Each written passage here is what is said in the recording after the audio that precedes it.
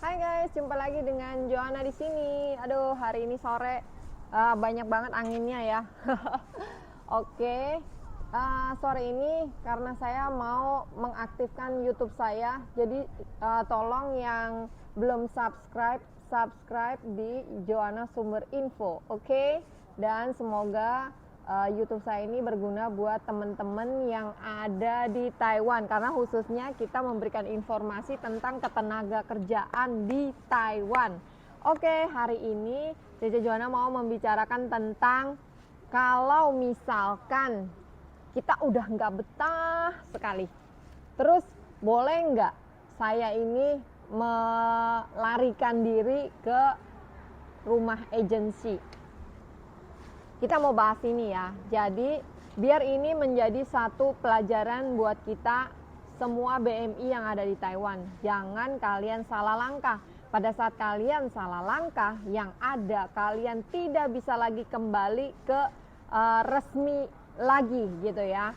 Oke, kenapa pada saat kalian itu melakukan langkah-langkahnya salah, itu pasti akibatnya fatal.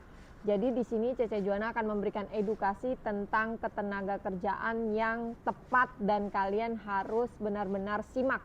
Terima kasih buat kalian yang masih menonton. Oke guys, jadi kali ini aku ingin cerita aja nih pengalaman temen kita. Jadi dia ini kemarin ini dia bilang, saya udah gak nyaman di sini. Neneknya bawel, majikan jahat, terus agensi nggak pernah respon, saya selalu telepon juga nggak pernah nggak pernah diladenin gitu kan, kadang saya diblokir nomornya gitu ya. Jadi mungkin ada sebagian dari kita semua ya, kita sih bener ya, dari Indonesia datang ke Taiwan itu bukan satu hal yang mudah ya, karena kita bertemu dengan orang-orang yang baru, dengan bahasa yang baru, dengan hal-hal yang mungkin kita nggak mengerti bahasanya mereka, sehingga akan ada yang namanya kesalahpahaman. Tetapi apapun yang terjadi, kalian nggak boleh itu meninggalkan rumah majikan tanpa persetujuan dari majikan, kecuali kalau kalian diusir. Tapi kalau kalian sendiri yang ngerasa, saya udah ngomong sama agensi nggak pernah respon, ya udah pokoknya aku udah nggak betah. Akhirnya saya pergi bawa koper, saya majikan bilang jangan pergi atau marah-marah, saya nggak peduli. Jadi dia tinggalin pasiennya, dia pergi, dia cuman mungkin aja dia telepon ya, yaudah saya mau pergi ke rumah agent. Kalian lakukan hal ini bukan kalian ditolong, malah yang ada akan menjerumuskan kalian. Satu, kalau yang dijaga itu adalah pasien yang tidak bisa kemana-mana, dalam arti mungkin lumpuh atau misalnya duduk di kursi roda atau dia pikun. Kalau kalian meninggalkan dia sendirian, kalian bisa dituntut balik karena kalian membahayakan pasien yang kalian jaga. Karena kalian masih terikat kontrak kerja dengan majikan itu. Jadi makanya kenapa jangan lakukan itu, melarikan diri itu namanya ya. Walaupun ada agent bilang, ya kamu coba aja ngomong sama majikan, boleh nggak ke tempat saya, itu lebih baik. Kalau menurut saya lebih baik kalian dijemput sama agensinya sendiri, jangan kalian sendiri yang pergi ke sana.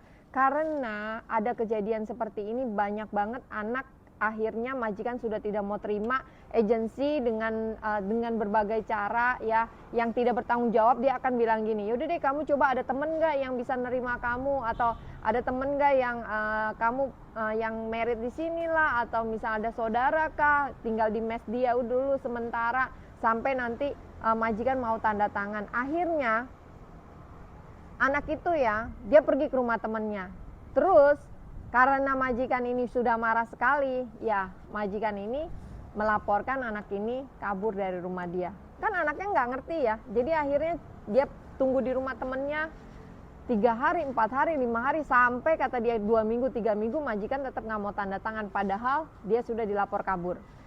Jadi guys, untuk saat ini aku berharap kalian harus jadi BMI yang smart. Karena sekarang banyak banget informasi-informasi yang perlu kalian ketahui. Jangan sampai kalian tertipu oleh agen-agen yang tidak bertanggung jawab. Karena dari Indonesia datang ke Taiwan bukan hal yang mudah dan benar-benar perlu perjuangan. Jadi menurut Cece Joanna, langkah yang terbaik adalah bersabar dulu. Kalau memang ada masalah, dibicarakan dulu dengan agensi dan majikan kalian. Kalau memang kalian tuh nggak nyamannya itu karena pasiennya sering mukul, itu kan namanya sudah melakukan kekerasan ya.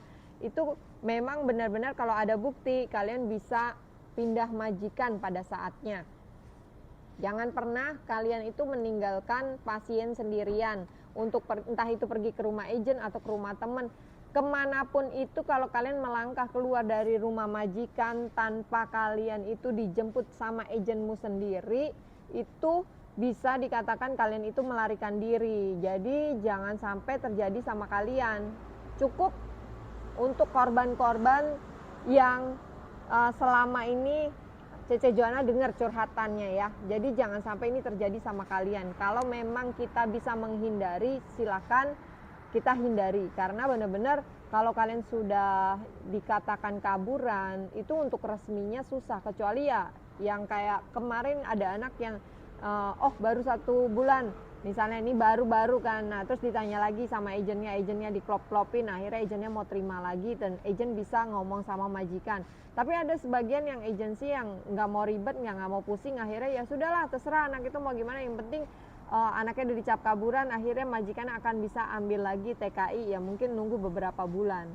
Ya yang jelas kan jadinya kita yang rugi ya guys. Kalau misalnya kita rencananya kepingin dibantu, kepinginnya minta pertolongan, ternyata kita bukannya tertolong, yang ada kita malah terjerumus. Sebenarnya kita nggak mau jadi kaburan. Ada yang seperti itu, sebenarnya nggak pengen kabur, tapi kenapa gue jadi dicap kaburan.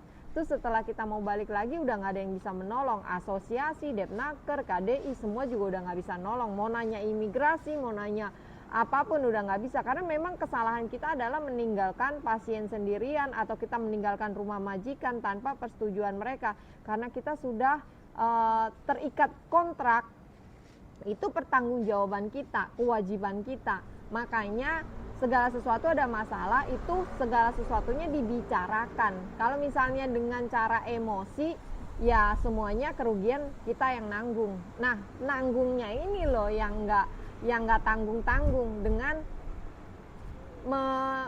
melepaskan kebebasan kita jadinya ya kan. Kalau kita nggak resmi itu terkadang itu nggak bebas loh. Nggak bebasnya apa? Satu, mau beli makanan kayak ketakutan ngelihat Pak Polisi ya kan, ngelihat Pak D takut gitu kan. Terus kalau kita mau keluar jalan-jalan kita juga terkurung. Padahal bener-bener loh kita nggak kepingin kabur. Terus kita nyari job juga belum tentu dapat job yang baik, belum tentu dapat agent yang baik. Terus terkadang ada majikan yang karena tahu kita kaburan sehingga dia nggak mau bayar gaji kita. Itu ada semua kejadian-kejadian kayak gitu. Malam-malam misalnya dijemput di atas gunung karena nggak pingin kerja di situ, akhirnya ditinggalin di atas gunung, ditinggal begitu aja di mana gelap tempatnya. Pokoknya banyak banget kejadian yang tidak menguntungkan buat kalian. Semoga tidak terjadi sama kalian dan kalian bisa menghindarinya. Jadi segala sesuatu itu perlu dibicarakan. Pasti setiap permasalahan pasti ada solusi. Kita diberikan cobaan itu pasti tidak melampaui dari kemampuan kita. Melebihi dari kekuatan kita itu nggak mungkin, karena Tuhan itu tahu gitu loh ya. Setiap anak-anak ciptaannya itu dia tahu, oh ini kekuatannya segini, ini kekuatannya segini. Jadi kalian tuh jangan pernah takut kalau memang kalian benar ya. Jadi guys, aku selalu memberikan semangat buat kalian. Pokoknya kalau memang ada masalah, silahkan dibicarakan dengan baik-baik, jangan dengan cara emosi terus meninggalkan rumah majikan. Jangan pernah lakukan hal itu ya. Jadi ini benar-benar edukasi dan informasi yang perlu kalian ketahui. Walaupun ke tempat agent, walaupun ke rumah teman, walaupun ke rumah saudara, jangan pernah lakukan, karena kita masih terikat kontrak kerja dengan majikan dan dia juga masih punya hak. Dia bisa menuntut ya, dia juga ada hak untuk menuntut kamu yang meninggalkan rumah dia karena bisa membahayakan pasien. Oke, terima kasih. Semoga informasi edukasi hari ini bisa membantu dan bermanfaat buat kalian. Tolong di-share sebanyak-banyaknya buat teman-teman supaya mereka lebih mengerti lagi tentang hukum tenaga kerja di Taiwan. Jangan lupa like, subscribe. Joanna Sumber Info. Thank you. Bye.